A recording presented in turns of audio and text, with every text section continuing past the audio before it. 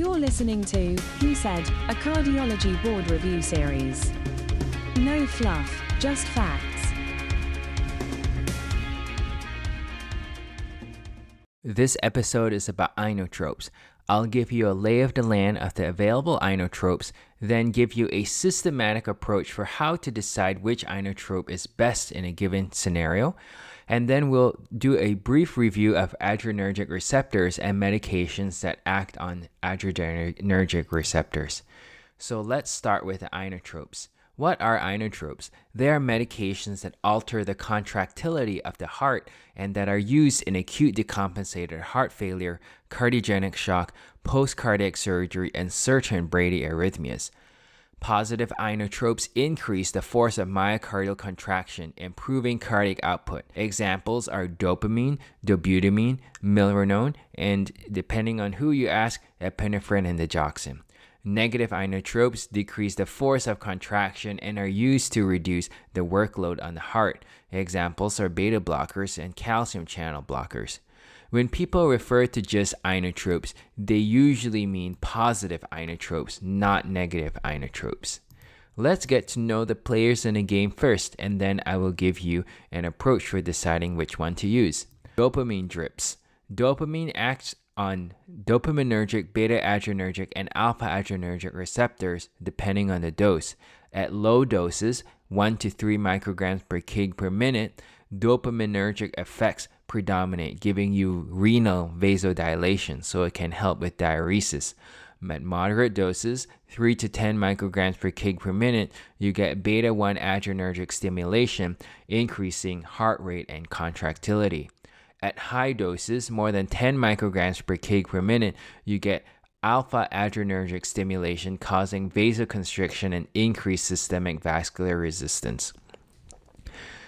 How about dobutamine drips? Dobutamine is primarily a beta-1 adrenergic agonist, which increases cardiac contractility and stroke volume.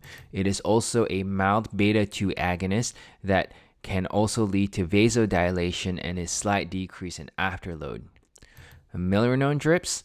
Milrinone is a phosphodiesterase 3 inhibitor or PDE3 inhibitor that increases intracellular CAMP cyclic AMP, leading to increased contractility, positive inotropy, and vasodilation, causing reduced afterload.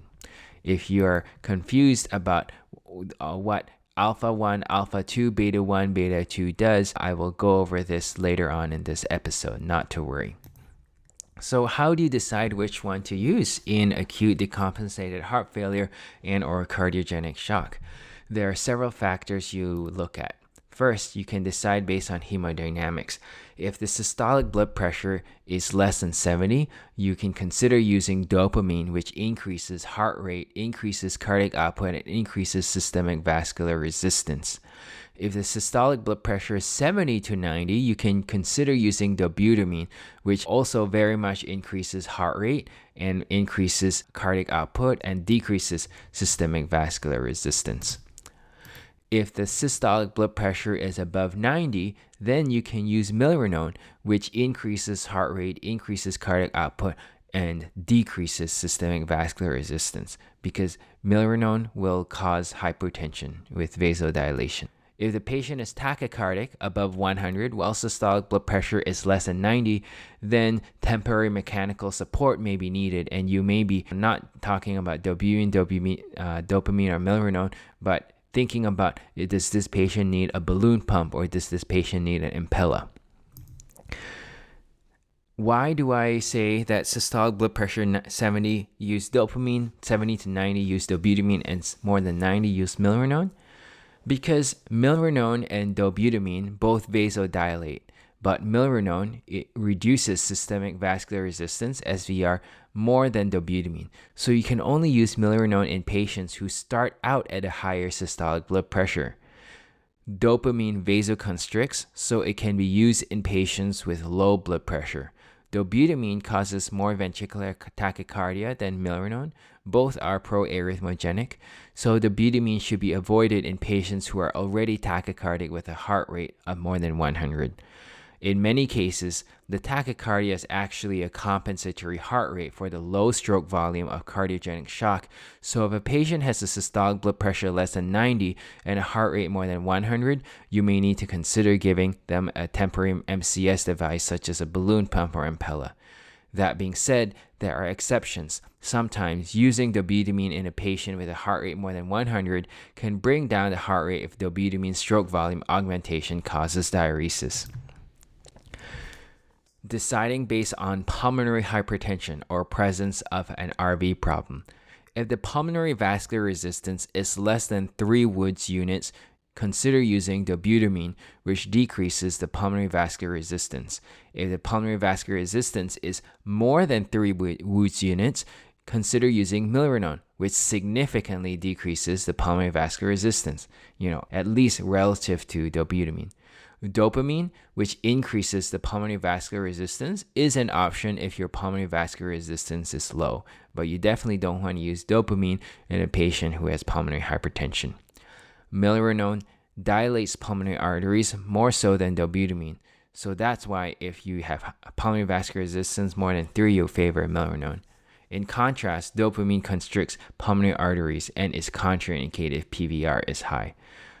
PVR is the MPAP minus wedge divided by cardiac output in Woods units. So to spell that out, pulmonary vascular resistance is the mean pulmonary arterial pressure minus the pulmonary capillary wedge pressure all over the cardiac output in Woods units. The third thing you can look at is deciding based on renal function.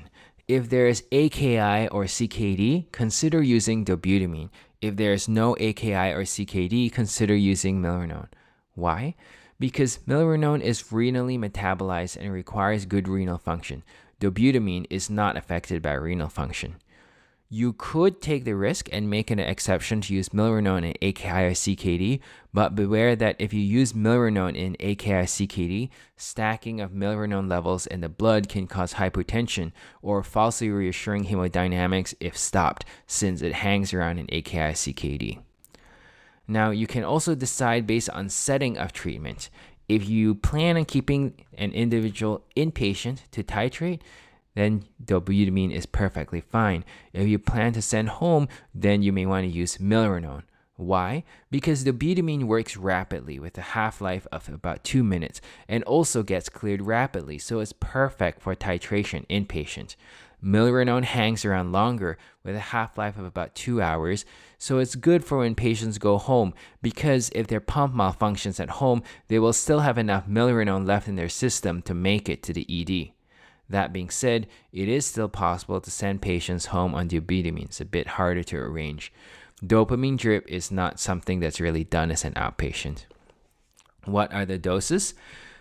Dopamine dosing is 5 to 20 micrograms per kg per minute in increments of 2.5. Dobutamine dosing is 1 to 7.5 micrograms per kg per minute in increments of 2.5.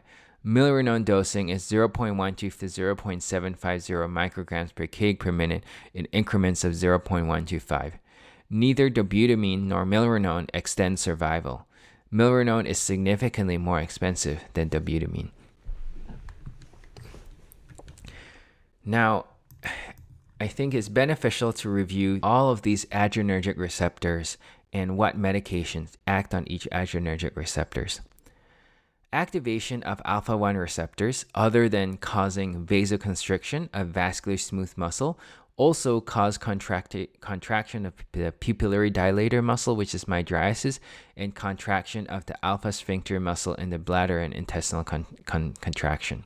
But the main thing for you to remember is vasoconstriction, including of the peripheral vessels. So it tends to cause hypertension.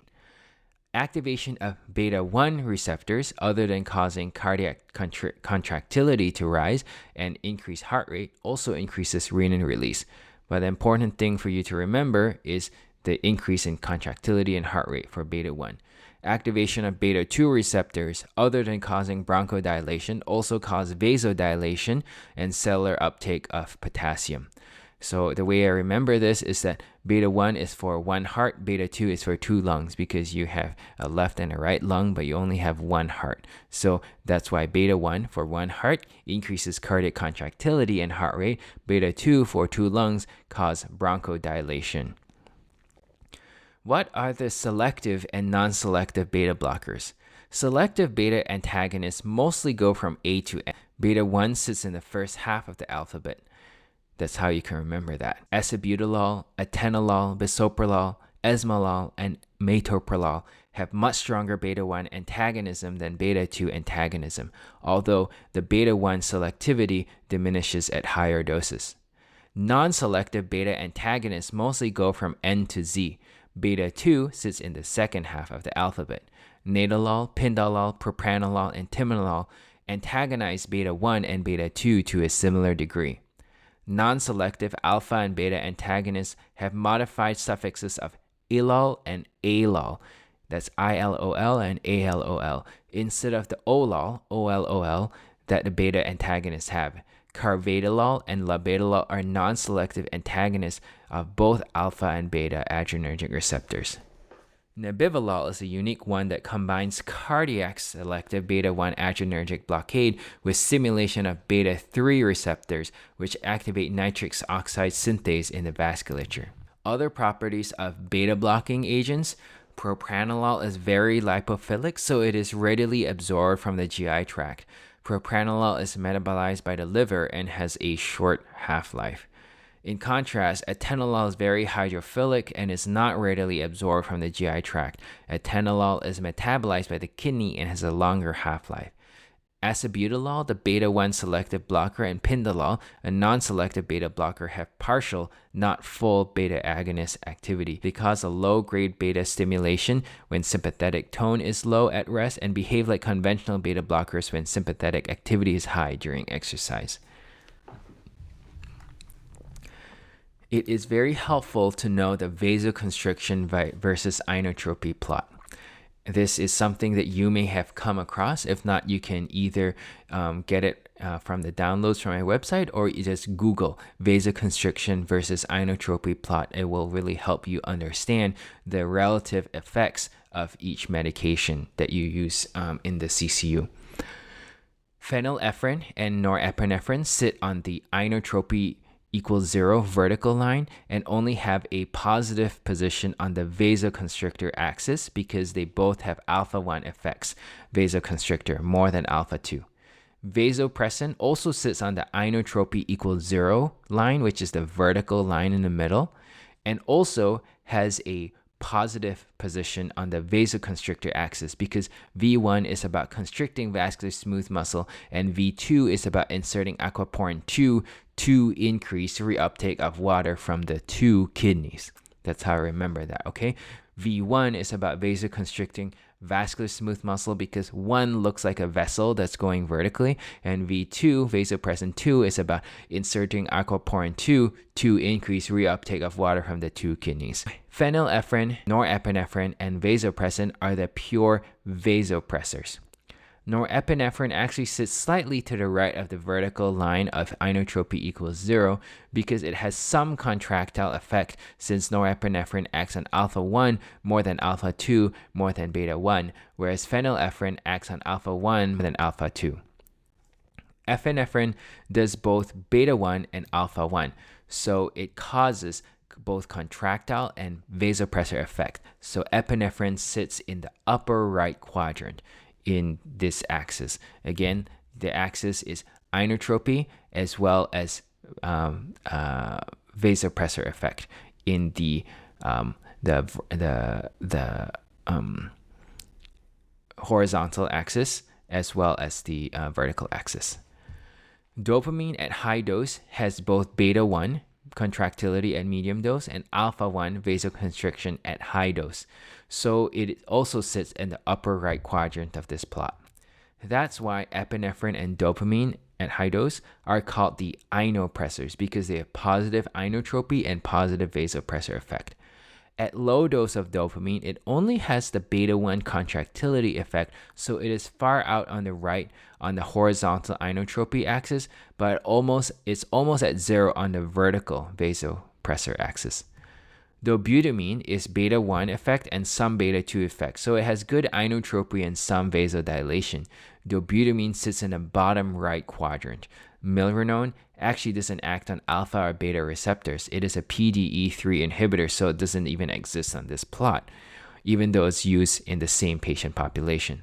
Downstream phosphorylation of calcium channels causes calcium influx in the cardiomyocytes, causing increased contractility as a result of this PDE3 pathway. Like sildenafil, which is a PDE5 inhibitor, milrinone, which is a PDE3 inhibitor, causes vasodilation. So that's why milrinone is in the bottom right quadrant of the plot. So dobutamine and milrinone are what they call inodilators because they vasodilate and they are inotropes. I hope this was a helpful review on adrenergic receptors and medications that act on adrenergic receptors, as well as the most common inotropes and the systematic approach for deciding these inotropes in patients with heart failure decompensation and cardiogenic shock. This podcast is intended for qualified healthcare professionals and is designed for training purposes only. These materials should not be used for direct patient care or as a substitute for independent clinical judgment.